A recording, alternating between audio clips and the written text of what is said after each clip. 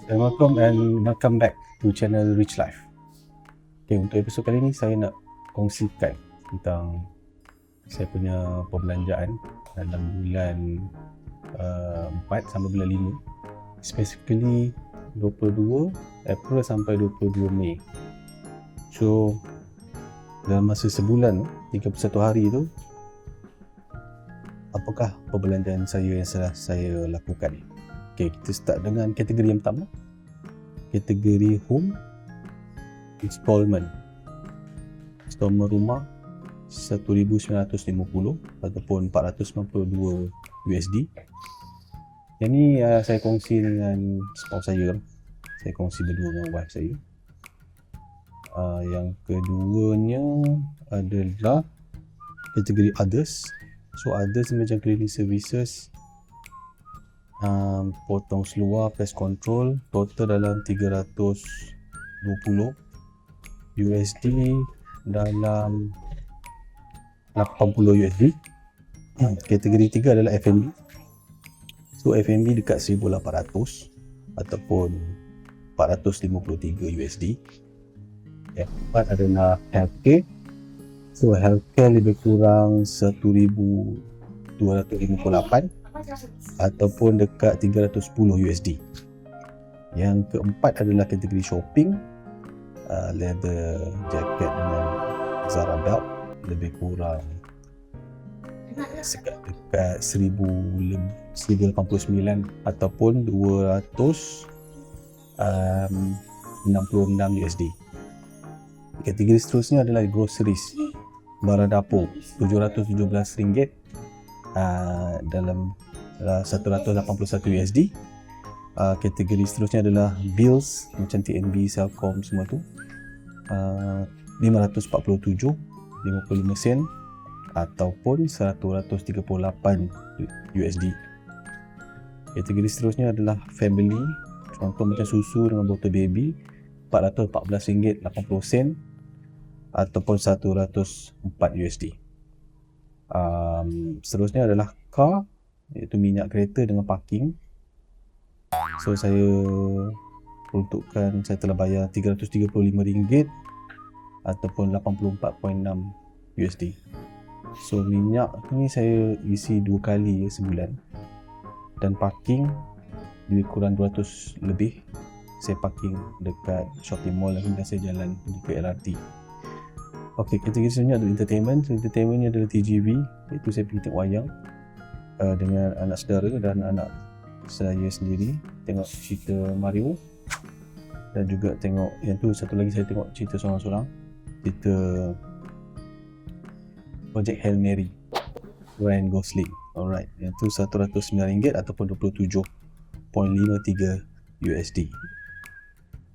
Kategori seterusnya adalah education, iaitu buku, baju, RM69 10 sen ataupun RM17.45 USD. Kategori yang ke-12 adalah gunting beauty. Saya spend RM55 untuk gunting rambut bersamaan 13.89 USD. Dan yang last sekali adalah transport. Saya bayar unlimited 50 untuk pergerakan, untuk naik LRT semua pergi kerja. So RM50 ataupun 12.63 USD. So all in all, spend around RM8,700 ataupun 2,159 USD. Dan ini bersamaan saya telah pakai lebih daripada bajet saya, 8,500. So 8,700 saya pakai lebih daripada 8,500, which is lebih kurang 102% daripada siapa yang saya bajetkan lah. So kalau saya nak kurangkan saya punya spend, apa yang saya dah kaji, apa yang saya boleh kurangkan adalah, pertamanya dari segi healthcare tu, ada satu ujian yang saya buat tu stress test ya. So stress test kalau saya tak buat, saya boleh jimat lebih kurang RM401 ataupun 101 USD. Yang keduanya adalah shopping. Kalau shopping saya tak buat, so saya tak spend sebanyak RM1,000 lebih ataupun lebih kurang $260 lebih USD. So kalau saya tak buat dua benda tu, stress test dengan Shopee saya tak buat, so saya boleh kurangkan saya punya perbelanjaan daripada RM8,700 turun ke RM7,222, bersamaan daripada $2,199 USD turun ke $1,823 USD. Iaitu perbelanjaan boleh saya kurangkan daripada 102% melebihi bajet, dia akan turun ke 85% daripada bajet. So itu area-area yang saya dapati saya boleh kurangkan lah.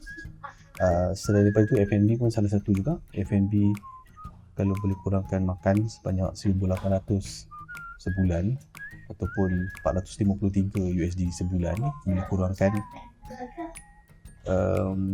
makan luar, boleh kurangkan delivery, Grab, Shopee, Lalamove ataupun Foodpanda. Itu pun membantu juga, boleh kurangkan lagi beratus-ratus ringgit kat situ. Dan kategori lain adalah seperti entertainment, walaupun tak banyak sangat, kalau boleh kurangkan entertainment.